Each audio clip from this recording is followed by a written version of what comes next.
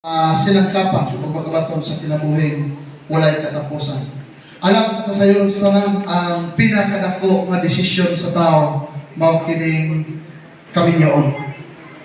Ano sa tao? Nga mag-isip tag kaminyoon, nga bautismo man ato ang trabaho karon.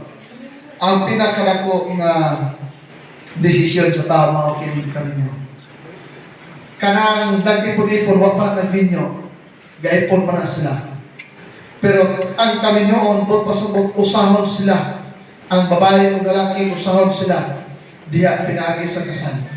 Ang bautismo usab, karon nagaingon diya sa Galacia 3:27, ingon dito nga, wala ba ka masayod nga ang tanan nga gibautismo diya kang Kristo, nagsulog og Kristo. So, ang bautismo o ang kasal daw dunay susama. Nga naman, karong adlaw kining tulo ka mga kalang nga nagdawat diya kang Kristo, ilang gitugyan, ilang kaugalingon nga makighusa sila diya kang Kristo. Nga buot pasabot, dili na kamo ang magbuot sa inyong kinabuhi, kundi si Kristo na mao'y magabuot sa inyong kinabuhi. Karong adlaw inyong gisurrender ang inyong kaugalingon, kining pulong surrender, wag lagi kay mahimo.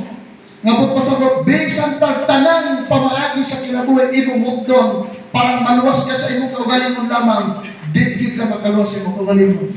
Tungod di ka makaluwas sa imong kaugalingon, ug atong nakita nga si Kristo lamang ang bugtong manluluwas, inyong gisurrender ang inyong kaugalingon karon diya sa Dios, ug inyong gidawat si Kristo pinagi sa balang bautismo, ug ang nag-iya sa inyong kinabuhi karon mauna si Kristo, dili na kamo mo'y magabuot, kundi ang Dios na mo'y magabuot. Tungod kay ang Dios na magabuot, mao nang dunay pag-ampo sa mga apostoles nga nagingon, matuman ang imong pagbuot dinhi sa yuta maingon sa langit. Sa ato pa, ang pagbuot na sa Dios mo'y matuman dinhi sa yuta maingon sa langit, dili na mao ang inyong pagbuot. So niya ang mga panambag, mga nabautismuhan.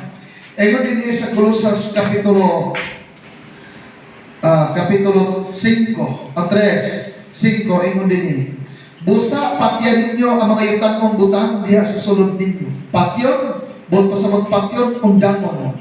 Unsa man ni mga yutan kong butang, unsa man ang gusto lawas, gusto pa mag-inom-inom, patyon na siya, kwao na.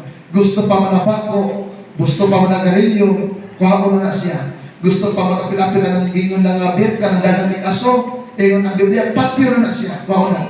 Magbabarkada-barkada ka ng kuyog-kuyog hantod nga makaapil ka sa mga buhay